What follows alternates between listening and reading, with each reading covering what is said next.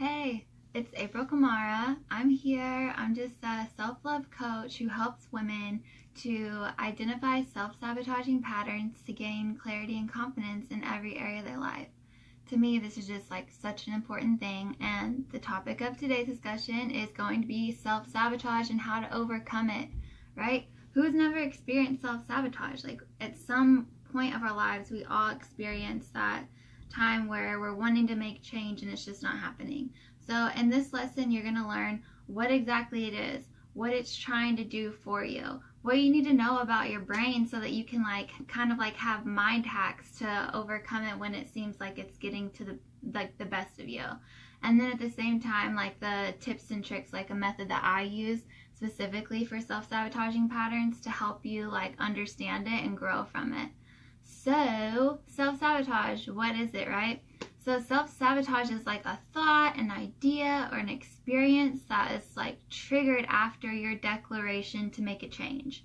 And you're usually trying to grow at this point. You're trying to achieve something that is that you're excited about consciously. And there's a part of you that wants to protect you. And it does so by triggering you in a big way, triggering you in a way that's emotionally, physically, and mentally jarring. And it gets your attention, it takes your focus off of what you're doing. It makes you feel this is really important, this thing that's not towards your goal, right?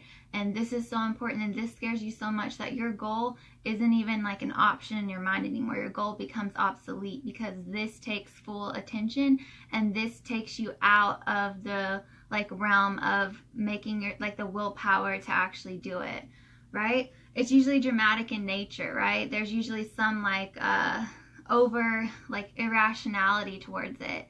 It's a compelling idea to a part of yourself, right? So it's it'll trick you into thinking that what you're doing, maybe, especially since I talk a lot about self-love, self-sabotaging, it'll trick you into thinking that, oh, you're doing what's best for all these other people. You don't need to do what's best for you because that's selfish. That can be a lot of self-sabotaging. It's not an absolute truth, right? So there may be a smidge of truth to what you're self-sabotaging, what's pulling you in the direction of self-sabotage, right? The idea may hold a kernel of truth. However, due to the nature of it and due to the pretty much just cunningness of your subconscious, it really comes out and it triggers you in a way that hits you almost below the belt and makes you feel you have to do something else, you have to pay attention to it, you have to go this direction, there's no other choice. If you don't go this direction, you're gonna die, right?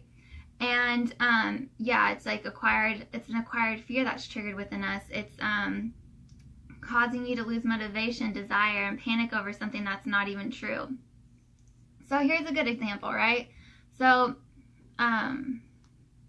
if I'm I decided that I was going to make this video for you guys today, right? And I was going to teach you how to overcome self-sabotage. If I had that desire in my mind, but then at the same time in the back of my mind, I was thinking that I was afraid that, it wouldn't be perfect and that I wouldn't be able to put it out in time, then if I keep going and just allow that thought to kind of resonate, I don't really pay attention to that thought because I don't find it helpful. If that happens, then what I end up doing is I end up allowing that thought to seep into my subconscious. I don't know what this is saying. It's not. Let me know if you guys can actually see me, because I don't know, my phone's saying that something's not working. So let me know if there's an issue with the connection. But anyway, so if I try to push past that thought and don't give it the time of day and just keep doing what I'm doing, what I'm allowing is I'm allowing for that thought to kind of seep into my subconscious and sabotage me in some way later on down the road. So examples of that would be that I don't focus at the task at hand and I try to ignore it, right? Even though I desire to make the video, I'm procrastinating, I'm probably overthinking my content, I'm probably doubting the relevance of the message that I'm giving you guys, or that you would even think that this is worth watching, right? And essentially the fear that I chose to ignore instead of acknowledging it is running the show. And it's coming out through me procrastinating all these things that are holding me back from doing what I decided to do. And like, so what I want you to understand is that anything that you resist is going to persist. So basically, if you are trying like really hard to go in one direction, but you have like all this stuff in your subconscious mind that's saying like, you know, don't go there, you've been hurt there before, don't go there, you know, you've done this before, and it's trying to get your attention, if you just resist that and try to just go anyways, it's going to catch up with you, and usually it catches up with you in the form of self-sabotage. Alright, so at the end of the day, self-sabotage is trying to protect you, right? It's that voice in the back of your mind that thinks like, no, stop, don't go there, you went there before and you didn't like it, you know? It's trying to be like your protector. It's trying to help you like evade pain pretty much, but at the end of the day, it's not always correct, and usually it can be like an agitator to what we're trying to do. And really, like, it's just like a scared part of you that's been denied its voice. So you may see it as irrelevant, but due to your ignorance of the thought, right, the origin and its purpose, you're actually feeding it by simply ignoring it. And that's kind of how it makes its way. That's kind of how it like gets by, and how you like fall into the trap of self-sabotage is by trying to force a way into one direction without truly like processing and understanding each thought that comes along to really like get the full picture, and to really like allow yourself to move in a direction that is like 100% in that direction, not 20% this way, 80% the other way, right? Let's see. So it's a great, like when you have self-sabotaging patterns, those are great ways to figure out how you actually feel. So when I say that, like what I'm trying to convey is like what I told you before. Your conscious mind stays like 20% of like the actual power that your brain has, right? And 20% is going this way, and it's wanting to like stay focused on this one goal, which is great. Like it's what keeps you, it decides everything, right? But if like other thoughts are coming up that the conscious mind is too busy going this way to actually like recognize and to actually like take into account to see if it's right or not, the fact that it's going this way and is ignoring those thoughts is just allowing them to seep down deeper and to like create more power behind it, right? So like I said, what you resist will persist, right? Like acceptance and knowledge is what like allows you to change. So what you want to know about your conscious mind and your unconscious or your subconscious mind to help you like grow and understand this process. So think of your conscious mind as the leader. Like your conscious mind is literally the decision maker. It is like the judge. It is the one that calls the shots. It decides what's true or false, what's worthy of attention, right? And then think of your thoughts as seeds. So they only need to pretty much like be thought of one time, right? And then once they're allowed to settle, it's just like, you know, planting a seed. You just throw it down there, and then it settles down into the soil, and then, you know, with time, eventually, like, you know, the rain and all that stuff, you're gonna get like a plant. So think of a thought like that, right? And it doesn't matter if the thought was thought on purpose. So this is the thing that tricks people up, right? So consciously we're having like so many thoughts a day, and say it's going in this direction whenever we decide for it to. But say that's only 10% or 5% of our day. The other 90%, all those other thoughts that we ignored, are simply like settling. They're, you know, like pretty much they're getting all the nutrients and everything good from it, and then manifesting in ways that are unproductive and don't help us. So your subconscious mind is kind of like the roots in the soil, right? Like the soil and like the soil and what helps it to grow. So your subconscious mind is always listening and following the commands of your conscious mind. However, like I said, your conscious mind, which is the one that's making the decisions, if it's ignoring thoughts or not correcting thoughts as they come up, those thoughts are still like seeping into the subconscious and like having room to grow. And this is why, like, people say if you want something in life, you just say that you want it, you know, and then you just kind of like let the how be apparent, because what they're saying is that you're desiring, like you're stating your desire, right? And then you're kind of like, by leaving that thought alone and then by doing something different, you're allowing your subconscious to really do the work into like figuring out how it can happen, to really do the work and like the magic behind it, you know, to really set you up with people who can help you do this thing. However, with the things that we want and we desire consciously, we want to be in control of that. And because we want to be in control of it, we will have these thoughts that are like, okay, I want this, I want this, I want this, I'm only focused on this. But from way back in the day, we have experiences that are resistant to having that thing. There's a fear of once we have that thing, well, then this thing will lead to something else that we're afraid of, right? Or there's a fear that if we do that, then we'll be like another person who does that we're not fond of. Or it's just like so much stuff, right? Like our subconscious is like really trying to protect us, but it can really hinder us at the same time. So the things to know about your subconscious mind is that it can't decide. Like your subconscious mind is literally at the will of your conscious mind. However, it needs to be like, it needs to be heard in a way too. It can't argue, it can't compare. It simply takes the thoughts that are accepted by as true from the conscious mind and bases its reactions and responses off those thoughts. It also holds all of your memories. It holds all of the traumas that you've had in your life, all the good times, all the bad times. It holds everything. Like, it doesn't have a time limit. Your conscious mind can only hold on to so much at one time. The subconscious mind is like where your long-term memory, where all of the thoughts and like, you know, things from like 10 years ago are coming up and triggering you and other people, right?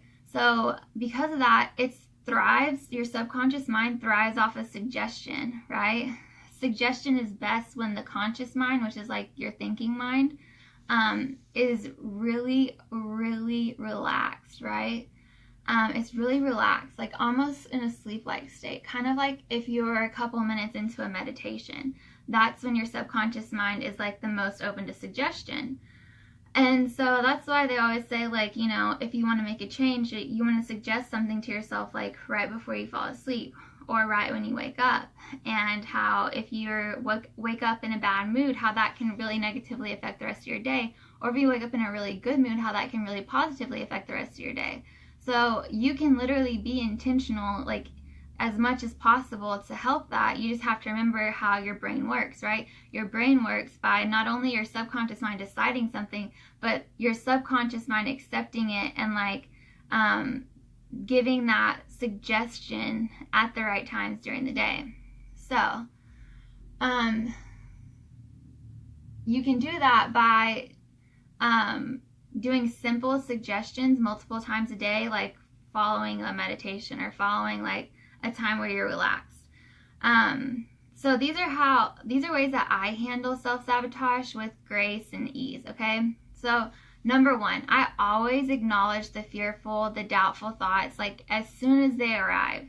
And I acknowledge them through a lens of compassion and with the really like openness and like genuineness of, okay, this is a part of me trying to help myself. And by acknowledging them and like really being honest with myself, I allow myself to like experience the journey that self-love is all about, right? Like I allow myself to be vulnerable with myself and understand that there's a part of myself that's trying to help. However, it's going about it in a misguided way. And it's my job consciously to acknowledge that and to like have a sense of forgiving myself, not only for allowing like a misunderstanding like that to pass by my conscious mind, but at the same time forgiving like any kind of situation or experience that is brought up by it, right? It's a really good time to work on like forgiveness work and to really just like allow yourself to be vulnerable with yourself, okay? So the second step that I would suggest is to keep a thought diary. So you might be thinking, okay, what's a thought diary? So a thought diary is something that you keep with you during the day. It's like a small little notebook, and you literally throughout the day write down thoughts, feelings, and experiences that happened to you and what they did. Were they good? Were they bad? How did you feel? you just really want to remember that it's like going to be specific. You're going to characterize the way that you feel, and you're going to be honest about what caused you to feel that way so that you can look at it later on. So the third step is at the end of each day, I'll look at the diary with eyes of compassion, right? So as I'm going through my day, every time that I notice a fearful thought, I will address it with compassion and choose to forgive it, right? At the end of the day, since I've written all these things down in my thought diary, then I go through and like truly look at it, like take the time to look at it. Because before I was looking at it as sort of a damage control type of way. But this way that I'm deciding to look at it now is more of a, okay, like, really let it soak in, really try to understand myself right now and really try to understand what this is saying about me and how I can grow from here, right? So it's like truly accepting the responsibility that comes with all of these experiences, taking ownership of the fact that a part of me is choosing for this to happen, knowing that all of the universe is working for me. So knowing that there's a part of me that is doing this on purpose for a reason to try to protect me. So that is something that is like super high level stuff. And at the beginning, you might just be looking at it like, holy crap, this is kind of overwhelming. And if that's the case, like, and you feel like it's overwhelming, just like allow yourself to relax a little bit, take a breath, like step away from it. And then once you step away from it, come back to it like at a different time and see if you can find like compassionate things or, good things to say about it. Usually if you're like too stressed out about it, it can be hard, but there's always room for compassion, even just like asking for eyes with compassion, right? Like to just look at it and really like see and not judge at the same time, just truly see and have like acceptance over all of it. So the fourth thing that I would do after that is I would ask myself, why would I choose to feel, act, think, or experience something like this? If the thought, I don't know, like when I ask myself that, I say like, well, I don't know, if that arises, then I really just step away for a second and take some time to like take some deep breaths and to just really relax and ask myself, okay, what does it really mean though? Like if I did know, what would I know? And usually when I do that, I can get a sense of, okay, well, if I did know, it's like you're asking yourself in a way that's like open to your subconscious, kind of like stepping in and saying, all right, now that you want to listen, and you're really taking that time to listen, you're really taking that time to say, okay, if I did know, I would know that truly this end result scares me, or truly, this person made me feel like I felt when I was like in the 5th grade or something like that. And that's okay. You just want to be honest with yourself about it, okay? Another thing is after you like realize why you're doing what you're doing, it's like each night before you go to bed and upon waking up, like I said about the subconscious mind suggestion, take the most jarring and most triggering fear that you see come up a lot that tends to set you over the edge or send you into like a place of panic, right? And use that to say an affirmation. Create an affirmation for yourself that is going to give you everything that you need to understand that, number 1, you're safe. Number 2, that you're desiring to feel this way. And number 3, that it's safe for you to release that desire and allow the opposite of what you're actually trying to accomplish to come in. So, when if I were to say, okay, my biggest fear every day is that I'm not good enough, right? If that's my fear, then I would say, okay, as my affirmation before I go to bed and after I, like right as soon as I wake up, I would say it's safe for me to subconsciously release the desire to believe that I'm not good enough and allow the feeling of being good enough and the success that comes along with it to be present with me in this moment and in every moment coming forward. And you can say, in the name of God, in the name of Jesus Christ, and like, you can say whatever your belief system is, but once you say that, like suggesting that to yourself several times a day, suggesting that to yourself consistently with doing the work that you're doing, you're on your way to like pretty much heaven when it comes to understanding yourself, being a good steward of your thoughts, and really just like kicking self-sabotage in the ass, okay?